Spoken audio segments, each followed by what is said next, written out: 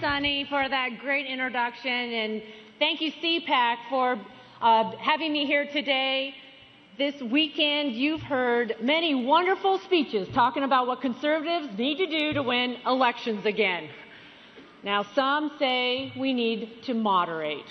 Not me, and I bet not you either. Some say we need to do a better job of messaging to the American people. The answer is very simple. We conservatives have to get more votes than they do. And we can. Because, yes, we can. More Americans are conservative than liberal. So we have to remind the American people what it is that we stand for and why conservative principles offer the best opportunity for a better life. Let me tell you about my story. In the mid-1800s, about the same time that a young man from Springfield, Illinois, Abraham Lincoln, was being nominated as America's first Republican president, my great-great-grandmother left the East Coast and headed to the Pacific Northwest in search of a better life. She was on a covered wagon train. I grew up in eastern Washington, where we had an orchard and fruit stand. We raised cherries and peaches and apricots and sold everything at the fruit stand. But my parents wanted a better life for me. I was the first in my family to graduate from college. I worked in our family's business, served in the state legislature, and then ran for Congress. In November, my colleagues elected me as House Republican chair.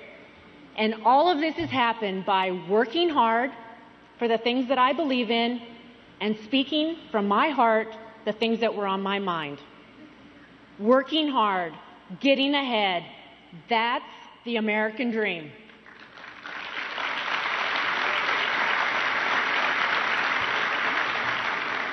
And while this is my family's story, this too is America's story. It's a story of freedom, of opportunity, and of new beginnings. We come together today at a very challenging time, but it's also a time of opportunity and of renewal for the Republican Party. It's a time of new beginnings. Election night? Well, election night was a very difficult one for us. We clearly have the better plan to grow the economy, but we failed to convince the voters. And our defeat, it's been a wake-up call to everyone in the party. We've heard from every corner of America new ideas as to how we can innovate, how we can expand, how we can build a 21st century Republican Party. Let me say plainly, we do not need to moderate, but we do need to modernize. Modernize our outreach to touch everyone in today's demographic, and modernize our technology to reach people where they live today. Change must be constant. It doesn't mean we have to be less conservative. We already have one liberal party in this country, and we don't need a second one.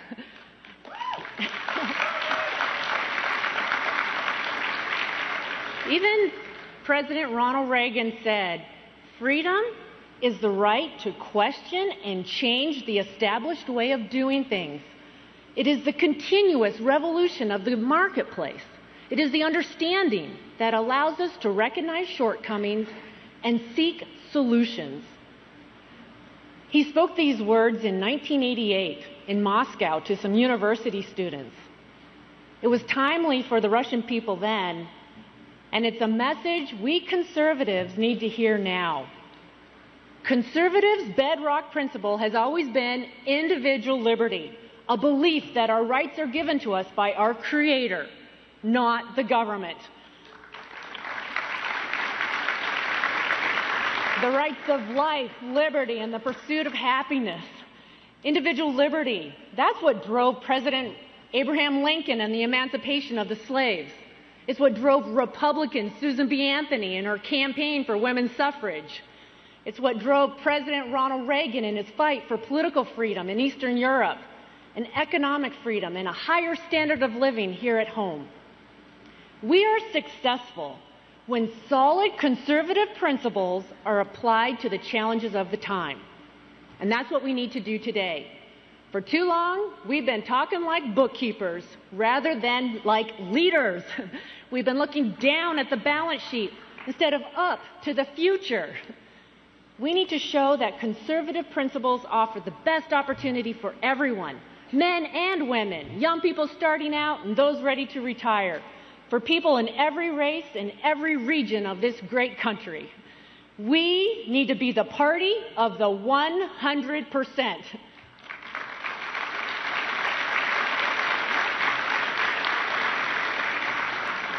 Women comprise 54% of the electorate. There were 10 million more women that voted in the presidential election. In 2012, the Democrats drummed up this phony war on women. Now, of course, our party has never waged a war on women. It was just the Democrats' politics of division. But there was a very real war for the women's vote. And we lost that war by a mile. 11% more women voted for Obama than Romney. But you know what? It doesn't have to be that way. Just think back. In 2010, we won the women's vote. The Republicans won the women's vote. In fact, it was women in America who fired the first woman Speaker of the House, Nancy Pelosi.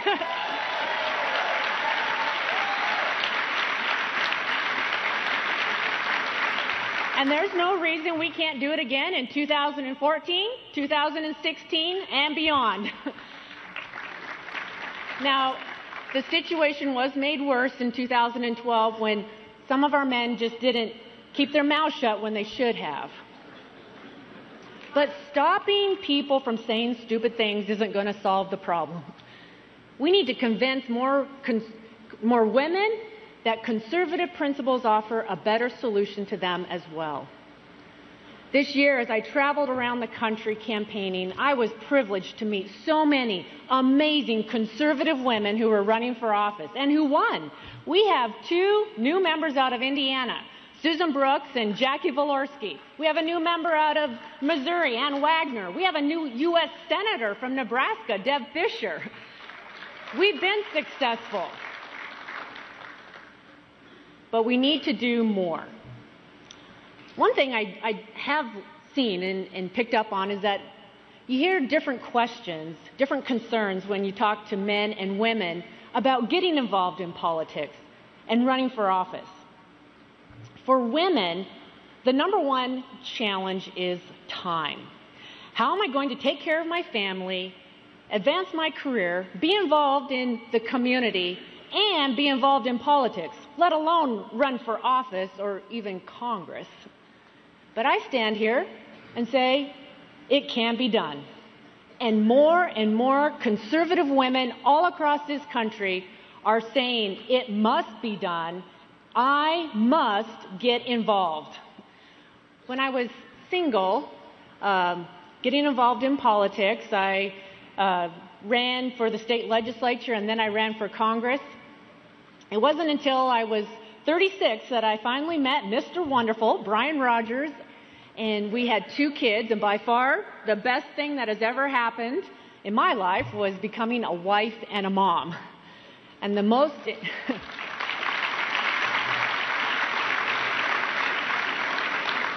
important element for me is having the incredible support of my husband. Women are concerned about family and community. In our own lives and in our own families, it's our children's safety and health, caring for our parents, living within our means. Those are our most heartfelt concerns. So when the conservative message goes beyond numbers and starts answering these family questions, we will be speaking to 100% of the people. We'll start talking to parents about school choice and how it can give their children the same opportunities as wealthy children have. We should talk about hiring and promoting teachers based on their talent, not seniority. We'll talk to construction workers about building that Keystone Pipeline, giving thousands of people a leg up, and that every state can have 3% unemployment like North Dakota. We'll talk to college students and recent grads about keeping student loan rates low and ensuring that they can get jobs after they graduate. We should talk to hourly employees about repealing outdated overtime regulations that prevent employers from offering comp time to those that want control of their own schedule. We'll talk to those with disabilities and their families about removing barriers to success so that everyone, including my son Cole, has a better chance to live the American dream.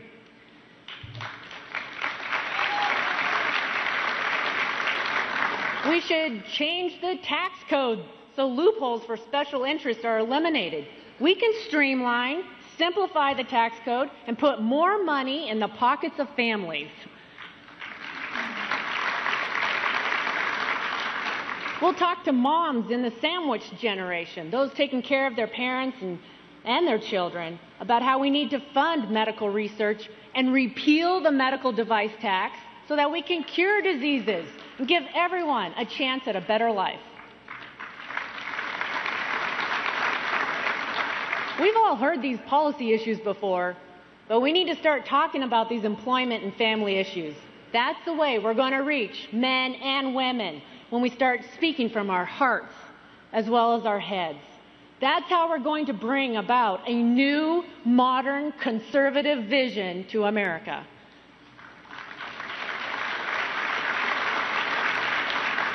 The second way we need to modernize is with technology.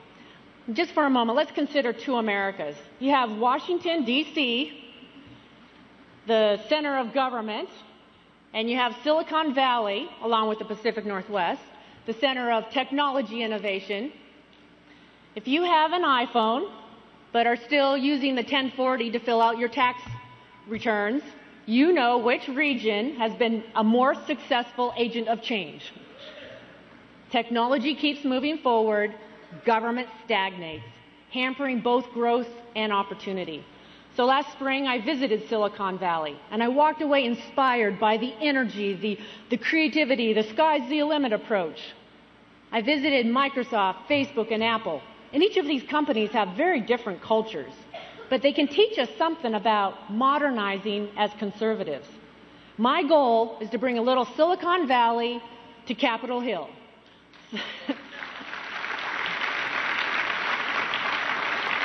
So that's why I'm excited to be working to make sure we use technology in effective ways. One thing I've learned from these companies and these innovators is that technology alone doesn't make great products. Great products begin with people.